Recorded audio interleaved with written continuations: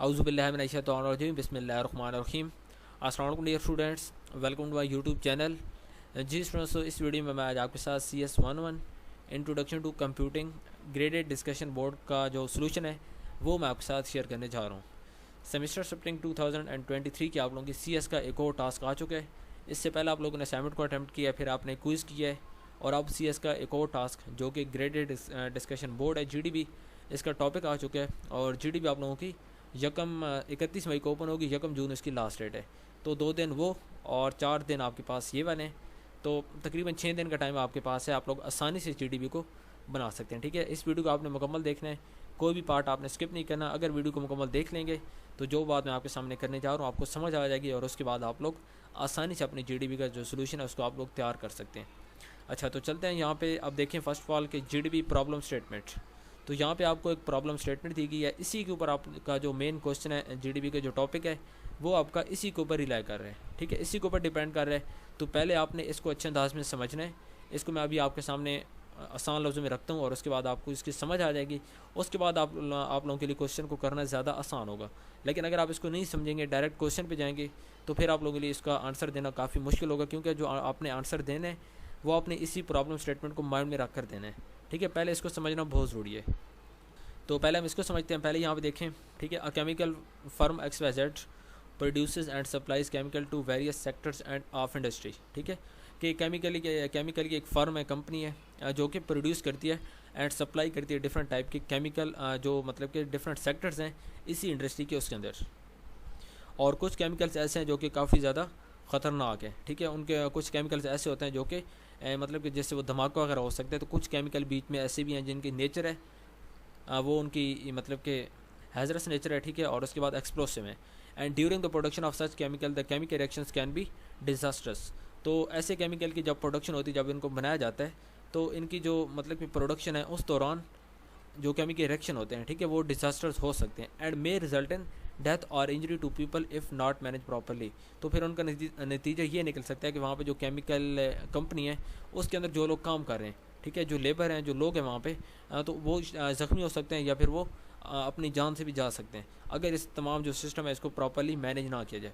अब यहाँ पे जो मतलब कि फ़र्म है, जो कंपनी है, अब वो चाहती है कि जो हमारी केमिकल प्रोडक्शन की जो फर्म है, कंपनी है, ठीक है, इसके अंदर ऑटोमेटेड कंट्रोल सिस्टम एक इंस्टॉल हो जाए जो कि मतलब कि कंट्रोल करे केमिकल रिएक्शंस को ऑटोमेटिकली। ठीक है, मतलब कि उसको मैनुअली कंट्रोल ना करना पड़े।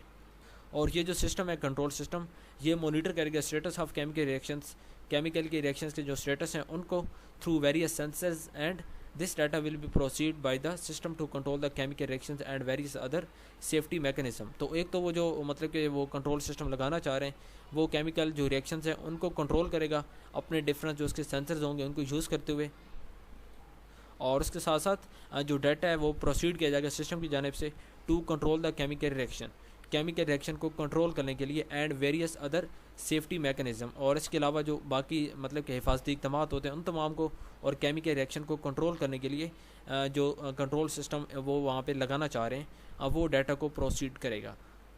अब यहाँ पे control system have an operating system that can handle all the operations with in the production unit. तो उनके पास अब यहाँ पे 2 चॉइसेस अवेलेबल हैं, एक है जनरल पर्पस ऑपरेटिंग सिस्टम, एक है रियल टाइम ऑपरेटिंग सिस्टम। तो यहाँ पे 2 चॉइसेस हैं। आगे देखते हैं आगे क्या कहते हैं। आगे कह रहे हैं कि जो जनरल पर्पस, ठीक है, यहाँ पे 2 किस्म के जो ऑपरेटिंग सिस्टम है उनके पास चॉइस अवेलेबल है। यहाँ पे पहला है जनरल पर्पस। जनरल पर्पस की वो यहाँ पे कह रहे हैं कि एक तो ये लो कॉस्ट ऑपरेटिंग सिस्टम है, मतलब कि सस्ता है, इसमें इतना ज़्यादा खर्चा नहीं होगा, और उसके बाद आसानी से इसको कुछ ही मंथ के अंदर जो ऑटोमेशन का गोल है, ठीक है, उसको अचीव कंपनी जो है केमिकल प्रोडक्शन की एंड सप्लाई, वो वहाँ पर आसानी से उसको अचीव कर सकते हैं। और इससे एक तो टाइम बचेगा, टाइम के साथ साथ कॉस्ट कम, मतलब कि ख़र्चा कम होगा, और उसके बाद जो प्रोडक्शन का लॉस होता है, ठीक है, वहाँ पे केमिकल की जो कंपनी है उसके अंदर, वो भी काफ़ी ज़्यादा कम होगा। तो इससे ज़्यादा काफ़ी टाइम मतलब कि जो सिस्टम है उसको अपग्रेड करने में टाइम नहीं लगेगा, काफ़ी ज़्यादा आसानी होगी। उसके बाद दूसरी तरफ जो है तो वो है रियल टाइम, ठीक है, real time operating system. Real time जो ऑपरेटिंग सिस्टम है ये एक तो प्रिसीजन प्रोवाइड करेगा, लेकिन ये कॉस्टली है। ठीक है, इसका यहाँ पर उन्होंने एक छोटा सा डिसएडवांटेज कि ये कॉस्टली है। प्रिसीजन तो इसमें होती है लेकिन ये कॉस्टली होगा, महंगा होगा, इसको इंस्टॉल करना, इस पर काम करना काफ़ी ज़्यादा इस पर खर्चा होगा कंपनी का, और इसमें जो टाइम है वो भी ज़्यादा लगता है क्योंकि इसमें कस्टमाइज़ आपने अपनी नीड्स के अकॉर्डिंग इसको कस्टमाइज़ करना होता है। And solution for their needs which will increase production losses. तो कंपनी ने उसको अपने लिहाज से मतलब कि तैयार करना है, कस्टमाइज़ करना है, तो उस पर काफ़ी टाइम भी लगेगा। ठीक है, मतलब उनका काम तो हो जाएगा जिस मकसद के लिए वो चाह रहे हैं कि जो उनकी कंपनी के अंदर ऑटोमेटेड सिस्टम है वो इंस्टॉल हो और उसके बाद उनको जो लॉस होता है प्रोडक्शन का वो ना हो। तो यहाँ तक तो मैं उम्मीद कर दूँगा आपको बात क्लियर होगी, क्योंकि दोनों उन्होंने आपके सामने शॉर्टली एक्सप्लेन भी कर दिए। और अब आपके पास यहाँ पे क्वेश्चन क्या है कि identify the most suitable type of operating system. आपने बताना है कि जो इस पूरे सिनेरियो के लिए जो मतलब कि बेहतरीन चॉइस है, ठीक है, वो क्या है, वो जनरल पर्पज़ ऑपरेटिंग सिस्टम है या फिर रियल टाइम ऑपरेटिंग सिस्टम है। जो भी आपको लगता है आपने 6 से 8 सेंटेंसेस के अंदर इसका आप लोगों ने आंसर देना है विद सॉलिड रीज़न। आपने रीज़न देने हैं। अगर आपको लगता है जनरल पर्पज़ ऑपरेटिंग सिस्टम ज़्यादा बेस्ट है, इसको आपने जस्टिफाई करना है। अगर आपको लगता है real time operating system is way better than general purpose operating system, तो आपने इसको भी जस्टिफाई करना है। तो जो भी आपकी अपनी चॉइस है, आप अपनी चॉइस के साथ जा सकते हैं, लेकिन आपने ये माइंड में रखना है कि 6 से 8 सेंटेंसेस के अंदर आपने इसका आंसर देना है। इससे ज़्यादा आप लोग नहीं जा सकते हैं। अगर ज़्यादा जाएंगे तो फिर आपके जो मार्क्स हैं वो नेगेटिवली इम्पैक्ट इससे करेंगे। तो इसलिए आप लोगों ने 6 से 8 लाइनों में इसको कवर अप करना है। ठीक है, टाइम्स न्यू रोमन आप लोगों ने फ़ॉन्ट स्टाइल रखना है, फ़ॉन्ट साइज़ आप लोगों ने 12 रखना है। बाकी इसके अलावा इररेलेवेंट आंसर आप लोगों ने सबमिट नहीं करवाना, टॉपिक के साथ रेलिवेंट सबमिट करवाना है, प्रीसाइज बात करनी है, ज़्यादा लंबी चौड़ी बात नहीं करनी। ठीक है, अगर आप ये सारे काम करेंगे तो ये जो डिडक्शन आपके नंबरों की उसकी तरफ आपको ले जाएगा। तो उम्मीद करता हूँ कि क्वेश्चन की आपको समझ आ चुकी होगी। अब हम चलते हैं सोल्यूशन की तरफ और मैं आपको समझाता हूँ कि इसका जो एग्जैक्ट सोल्यूशन है वो क्या हो सकता है। जी डियर स्टूडेंट, तो ये मेरे पास यहाँ पे सोल्यूशन फाइल है और सोल्यूशन का जो इसमें क्वेश्चन है, क्वेश्चन मैंने आपके सामने जो प्रॉब्लम स्टेटमेंट है ऑलरेडी मैंने आपके सामने काफ़ी डिटेल में एक्सप्लेन कर दिया है। ठीक है, क्वेश्चन भी आपको समझ आ चुका होगा। अब यहाँ पे जो मैथ्स के साथ जा रहा हूँ तो मेरी यहाँ पे चॉइस है रियल टाइम ऑपरेटिंग सिस्टम। ठीक है, एक चॉइस आपने लाजमी यहाँ पे पिक करनी है कि अगर आपको लगता है रियल टाइम इस ज़्यादा मतलब कि ज़्यादा बेस्ट है, आप इसके साथ जा सकते हैं। अगर आपको लगता है कि नहीं ये ज़्यादा बेस्ट नहीं है, जो दूसरा जनरल पर्पज़ वो ज़्यादा बेस्ट है, तो आप उसके साथ जा सकते हैं। मुझे यहाँ पे जो बेहतर लग रहा है वो है रियल टाइम ऑपरेटिंग सिस्टम। अब रियल टाइम ऑपरेटिंग सिस्टम मुझे यहाँ पे बेहतर क्यों लगा है, उसका बिल्कुल पहला रीज़न, ठीक है, क्योंकि उन्होंने मैं सिनेरियो के अंदर दे दिया है मैं कि जो केमिकल हैं, एक तो उनकी जो नेचर है वो हैज़ारस है। ठीक है, मतलब कि वो ख़तरनाक है। तो वो जो कंपनी है उसके अंदर मतलब कि जो एक्सप्लोसिव केमिकल हैं, डेंजरस केमिकल हैं, उनके साथ वहाँ पर डीलिंग की जाती है, मतलब कि वहाँ पर वो प्रोड्यूस किए जाते हैं, बनाए जाते हैं।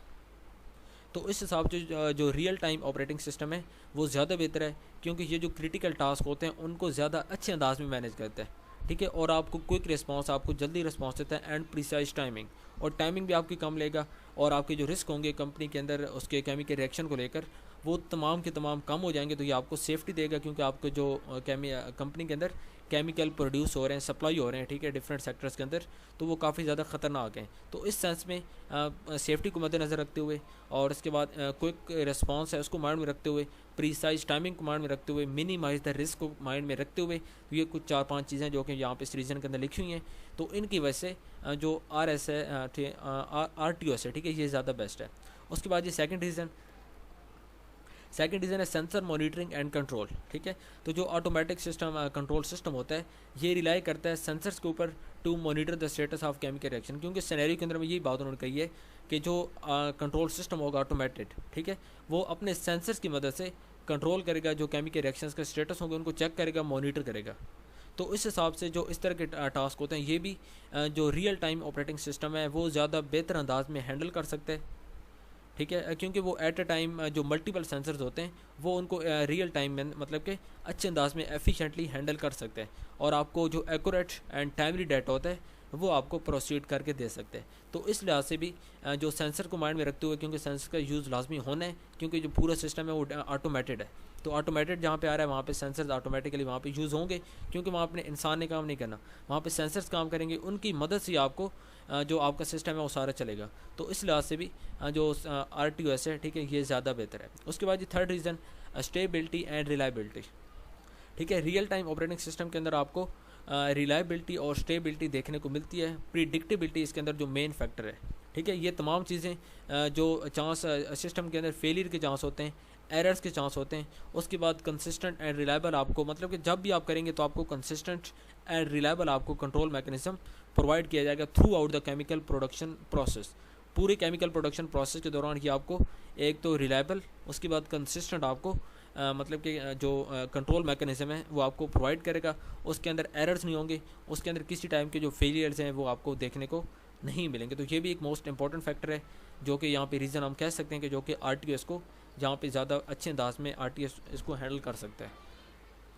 उसके बाद फोर्थ रीज़न ये है कि जो रियल टाइम ऑपरेटिंग सिस्टम है, ठीक है, इसके अंदर जो टाइम है वो डिटरमाइन किया जा सकता है, क्योंकि जो टाइम लगेगा वो एक तो यहाँ पे प्रिडिक्टेबल है। तो यहाँ पे जो मतलब कि रियल टाइम ऑपरेटिंग सिस्टम आपको अलाउ करता है कि जो टाइम है वो आप लोग यहाँ पे प्रिडिक्ट कर सकते हैं।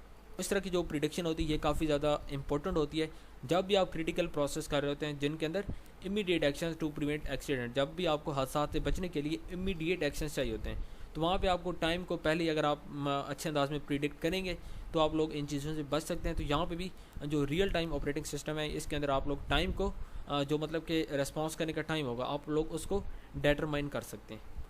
उसके बाद ये रीज़न नंबर 5 है, उसके अंदर देखें कस्टमाइजेशन एंड ऑप्टिमाइजेशन।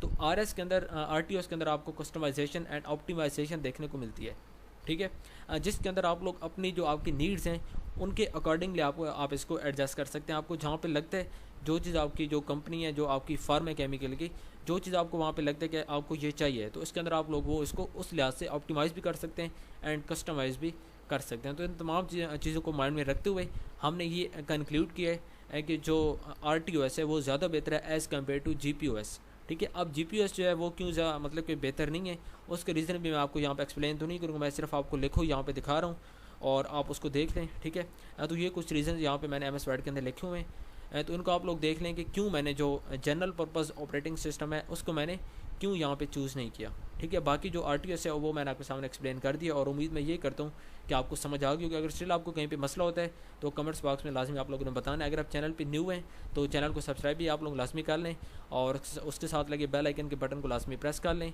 ताकि अंदर जितनी भी मैं इस तरह की सोल्यूशन अपलोड करूँ आप उसका नोटिफिकेशन मिल सके और उसका आपको फ़ायदा हो सके, ठीक है स्टूडेंट्स। तो मिलता है नेक्स्ट वीडियो में, टिल देन अल्लाह हाफिज़, थैंक यू सो मच।